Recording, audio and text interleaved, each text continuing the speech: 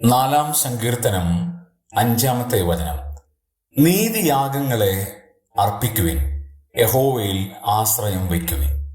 രണ്ട് പ്രധാനപ്പെട്ട കൽപ്പനകളാണ് സങ്കീർത്തനക്കാരൻ നമ്മോട് ഓരോരുത്തരോടും പങ്കുവെക്കുന്നത്. ഒന്നാമത്തെ കാര്യം, നീതിയാഗങ്ങളെ അർപ്പിക്കുവിൻ. എന്താണ് അതിന്റെ അർത്ഥം? രണ്ട് വ്യത്യസ്തമായ രീതിയിൽ ആ വാക്യത്തെ നമുക്ക് ചിന്തിക്കാൻ കഴിയും. ഒന്ന്, കുടുംബത്തിന്റെ തലവന്മാരായ പിതാക്കന്മാർ ദൈവത്തിന് നീതിയാഗങ്ങളെ അർപ്പിച്ചിരുന്നു. ഇയ്യോബും നോഹയും അബ്രഹാമും ഇസഹാക്കും യാക്കോവുമെല്ലാം നീതിയാഗങ്ങളെ അർപ്പിച്ചവരാണ്.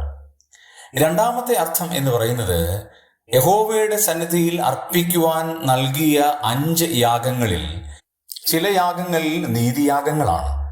സമാധാനയാഗം, അകൃത്യയാഗം, പാപയാഗം എന്നിങ്ങനെ 3 യാഗങ്ങൾ നീതിയാഗങ്ങളുടെ ഗണത്തിൽപ്പെടുന്നതാണ്.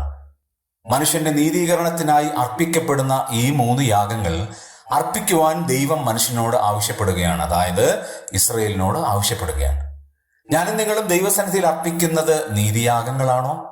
ദൈവത്തിന് പ്രസാദമുള്ള, നമുക്ക് നീതീകരണം പ്രാപിച്ചതിന്റെ ഫലമായുള്ള യാഗം, നീതിക്ക് വേണ്ടിയുള്ള യാഗം, ഇതൊക്കെ നാം ചിന്തിക്കേണ്ട യാഥാർത്ഥ്യങ്ങളാണ്. ദൈവം നമ്മെ സഹായിക്കട്ടെ.